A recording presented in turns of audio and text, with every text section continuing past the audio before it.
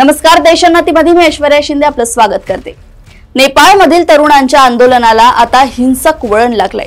Internet, social मीडियावरील बंदीमुळे नागरिकांचा प्रक्षोभ वाढला असला असं म्हटलं जात असलं तरी वाढता भ्रष्टाचार, घराणेशाही यामुळेही नेपाळची जनता रस्त्यावर उतरली होती।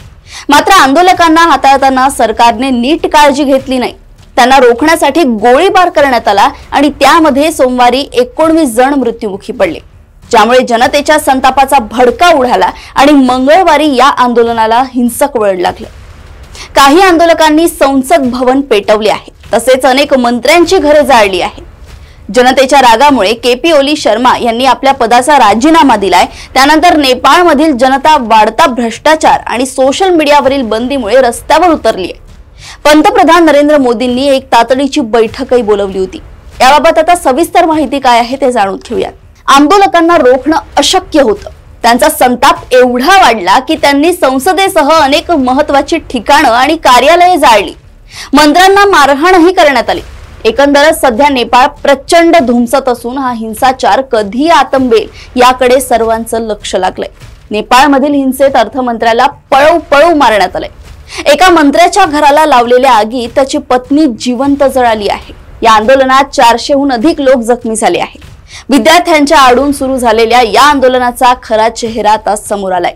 आंदोलकांमध्ये काही तरुणांच्या हाती थेट शस्त्र, रायफल्स दिसल्याने आंदोलन हे घडवून आणल्याची चर्चा होत आहे। लोकांच्या मनातील घुसमट समोर येत असतानाच त्यावर इतरांनी तर पोळी भाजली नाही ना, असा सवाल केला जातोय।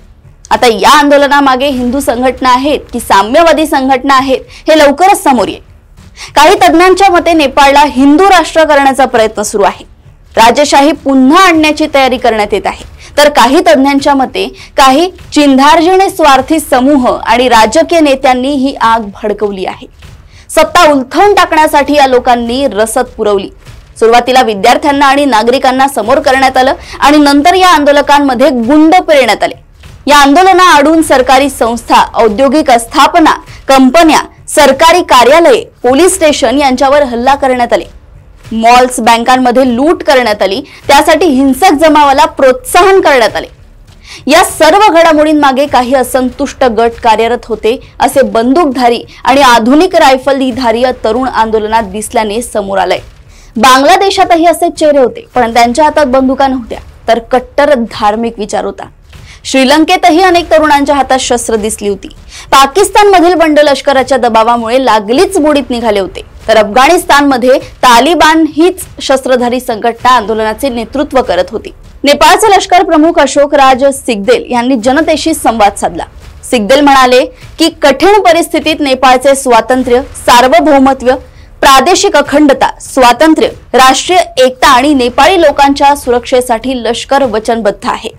नेपाळमध्ये सुरू असलेल्या आंदोलनादरम्यान झालेल्या जीवित आणि मालमत्तेच्या नुकसानाबाबत आम्ही तीव्र दुःख व्यक्त करतोय। पुढे बोलताना त्यांनी रात्री 10 वाजल्यापासून देशात लष्करी राजवट लागू करत असल्याची घोषणा केली। त्यामुळे आता नेपाळची सत्ता लष्कराच्या हातात गेली आहे। नेपाळमधील परिस्थितीवर भारताचीही बारीक नजर आहे।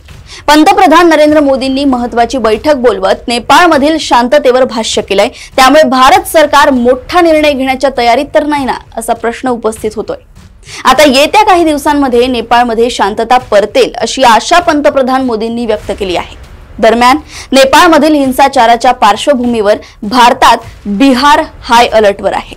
नेपाळला लागून असलेल्या बिहारमधील 6 जिल्ह्यांमध्ये पोलीस तसेच सुरक्षा यंत्रणा सतर्क आहे। सरकारने मोठा निर्णय घेतलाय। नेपाळच्या जवळच असलेल्या पश्चिम चंपारण, पूर्व चंपारण, सीतामढी, मधुबनी, सुपौल आणि किशनगंज या बिहारमधील 6 जिल्ह्यांची आंतरराष्ट्रीय सीमा सील करण्यात आली आहे। बिहार पोलीस मुख्यालयाच्या सूचनेनुसार हे पाऊल उचलण्यात आलंय। पर्यटकांच्या हालचालींवर पूर्णपणे बंदी घालण्यात आली आहे। स्थानिक लोकांचीही कसून तपासणी केली जात आहे। त्यानंतरच त्यांना येण्या जाण्याची परवानगी दिली जात आहे। कोणत्याही अप्रिय परिस्थितीला तोंड देण्यासाठी पोलीस आणि एसएसबी जवानांना सतर्क राहण्याचे आदेश देण्यात आले आहेत। सीमावर्ती जिल्ह्यांच्या पोलीस अधीक्षकांकडून पोलीस मुख्यालयाचा नियंत्रण कक्ष हा सतत अहवाल माहिती घेत आहे। जर नेपाळ सीमावर्ती भागात कोणताही भारतीय अडकला असेल तर त्याला बाहेर काढले जाईल, असे पोलिसांनी सांगितले। नेपाळमधील परिस्थिती सामान्य होईपर्यंत आंतरराष्ट्रीय सीमा सील करण्यात आली आहे। पर्यटकांच्या हालचालीवर पूर्णपणे बंदी घालण्यात आली आहे, असे एडीजी पंकज कुमार दराड यांनी सांगितलंय। गृह मंत्रालयाच्या सूचनेनुसार सीमा सुरक्षा दल, गुप्तचर विभाग, इतर सुरक्षा संस्था आणि गुप्तचर युनिट्सना सतर्क राहण्यास सांगण्यात आले। पोलीस मुख्यालय, सीमावर्ती जिल्ह्यांचे जिल्हा दंडाधिकारी आणि पोलीस अधीक्षकांना सतर्कतेचा इशारा दिलाय। शेजारच्या जिल्ह्यांशी समन्वय साधून काम करण्याचे निर्देश त्यांना देण्यात आले आहेत। पोलीस आणि एसएसबी हे सीमा चौक्या आणि गावांभोवती गस्त घालतायत।